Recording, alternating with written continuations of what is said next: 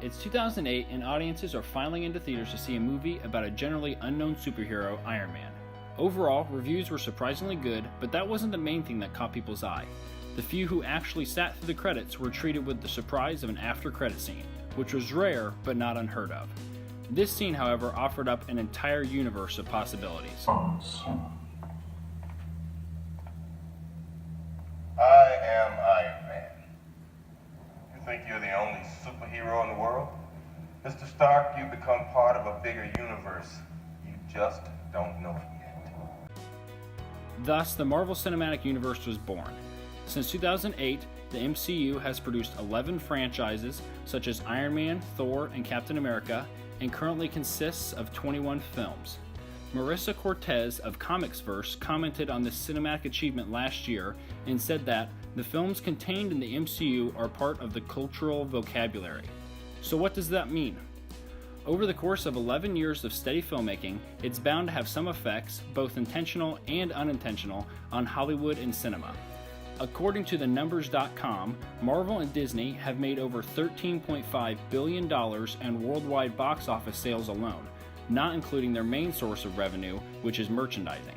This being so, Hugh Armitage of Digital Spy claims that Hollywood has taken notice of Marvel's model and is desperate to duplicate it. Studios such as Warner Brothers and Universal have tried with the DC Extended Universe, the Monsterverse, and the Dark Universe, but none have come close to the success of the MCU. Nowadays, crossover events, after-credit scenes, and giant production budgets are the big thing in not just superhero movies, but several genres of film. These aspects, however, aren't necessarily new to cinema, but what caused the overwhelming focus on them now? In turn, what effect has this had on smaller, independent films with aspiring directors trying to make their way in Hollywood? Josephine Livingstone of The New Republic suggested last year that this new crop of series movies speaks to the long-standing complaint that Marvel's endless production line is hurting Hollywood's ability to make good, big films by resting on old laurels. This basically means that Hollywood is content with studios trying to duplicate Marvel's filmmaking style and nobody attempting to be original or bold anymore.